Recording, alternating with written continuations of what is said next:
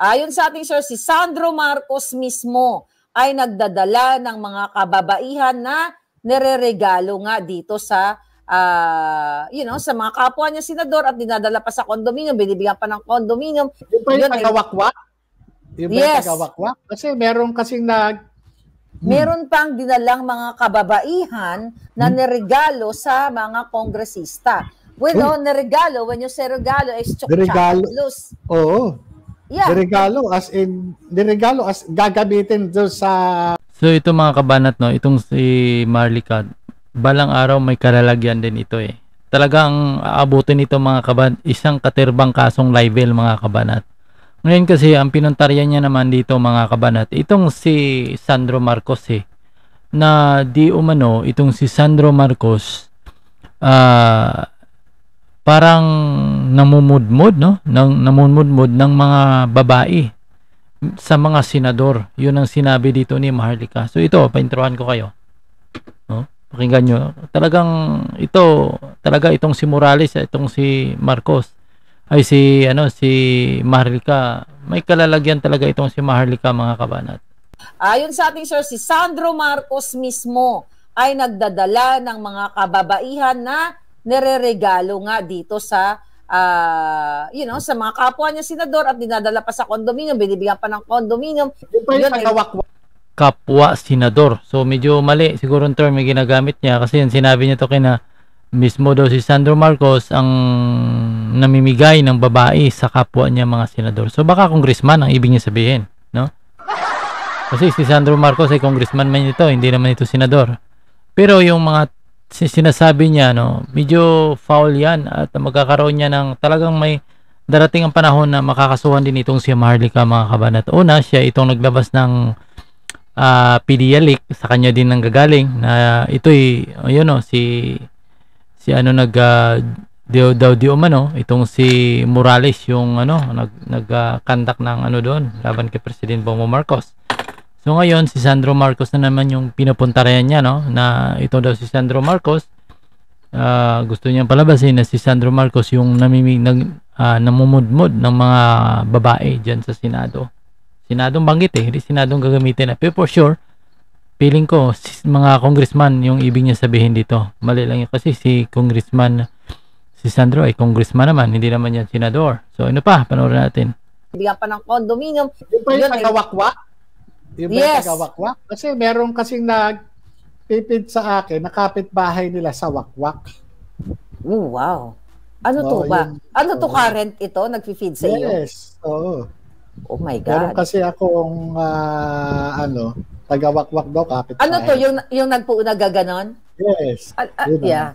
Alam mo, agent, no, ang daming issue talaga. Alam mo ako, kasi hindi nakilala mo ako nung na-release ko yung yung PDEA leaks Pero gusto kong tanungin sa iyo bilang isang pulis, Alam mo, nung December, meron akong nilabas dito na issue galing mismo ito sa loob ng Congress na bago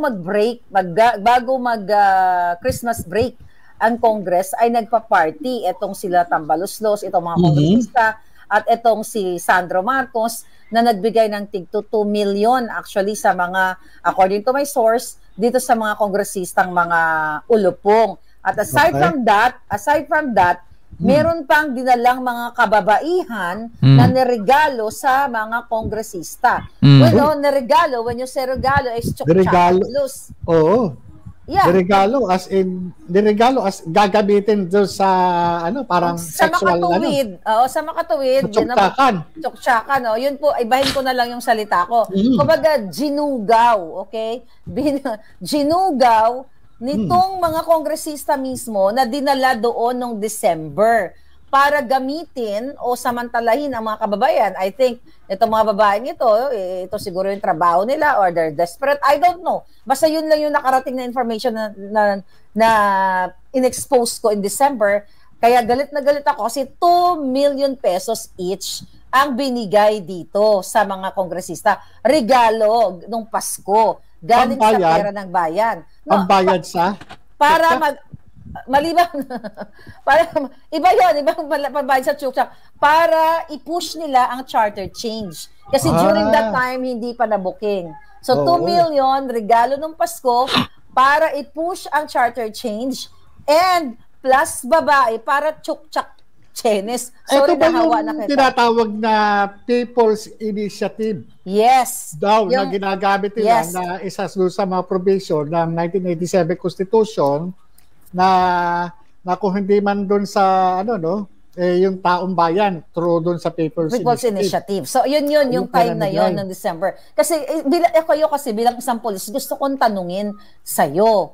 Ikaw ba, naka-experience, bilang isang police nung panahon mo, mayroon ka bang mga operation na ganito, let's say politiko o celebrity o whoever na ibinibenta yung mga kababaihan mismo sa mga politiko? Di ba high crime din ito, JM?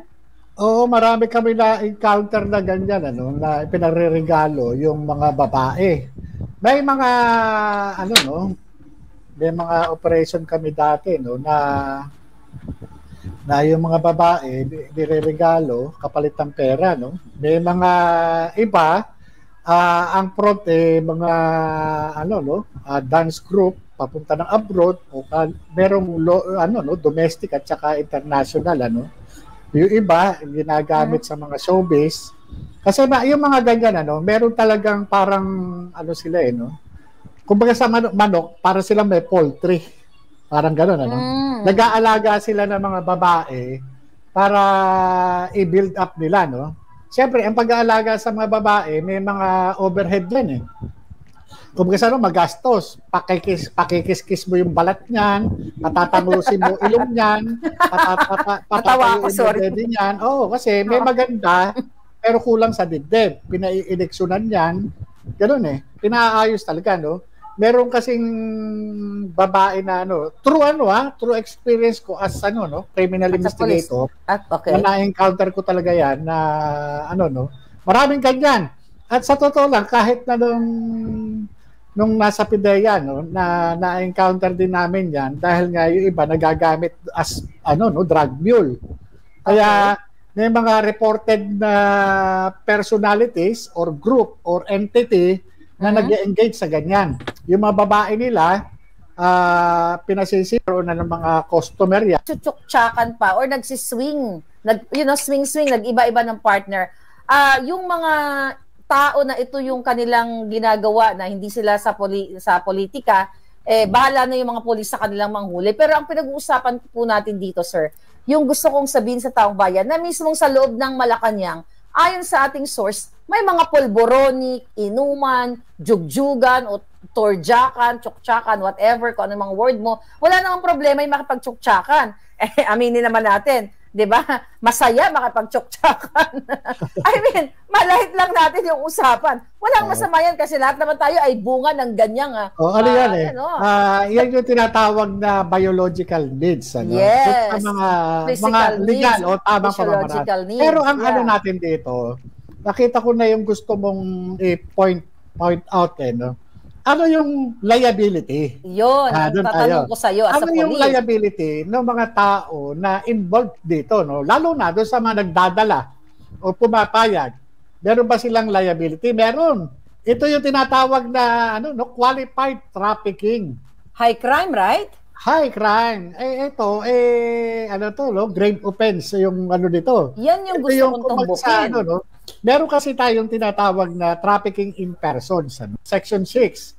Masagot ko or nating bangag. Imagine niyo, bago pa po tayo magkakilala, bago ko pa na-expose yung dokumento na nakarating sa akin na kayo yung ating mga Filipino community, lalo na yung Sara Duterte supporters ng New York, So yan, mga kabanat, yung maiksi lang video ko, ang ipinakita ko lang sa inyo yung sinabi ni Maharlika kanina patungkol kay Congressman Sandro Marcos. Nagbigay daw yung palang layunin ay para doon sa charter chains. Na lang yung charter chains daw ay parang nawala na dahil nabisto daw. Pero ang pinupunto natin, yung binanggit niya sa unahan na itong si Sandro Marcos na parang siya yung namigay ng babae sa kapwa niya mga congressman, So iwan ko ano ang plano dito ng medyo masakit kasi kumbaga yung mga ganong sinasabi ay libelous yan at paninirang puri. Imagine mo, ikaw isa kang congressman, tapos namimigay ka ng babae sa kapwa mo congressman kapalit ng suhol, no? Parang suhol kasi yung ang tinutukoy dito ni Marlica, parang naging suhol doon para ma-post yung charter change. So yun ang ano niya. Nga lang, imagine mo, congressman ka, namigay ka ng babae sa kapwa mo congressman. At mayroon pang 2 million na bawat isa, yun naman sinasabi niya. So, iwan ko kung ano ang feeling ko itong si Marlica pag puro kasi source na sinasabi niya, mayroon siya daw source.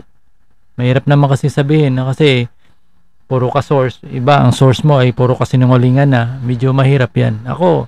Kaya ako bihira na ako nagko-cover ng kumbaga bihira na ngayon ako nag-upload dahil nga ayokong makisakay, baka mamaya ayoko kasing malibel, no? Ako pag ginagano ko, kagaya nito sinabi ni Marlica, nakita ko lang ito sa YouTube, no?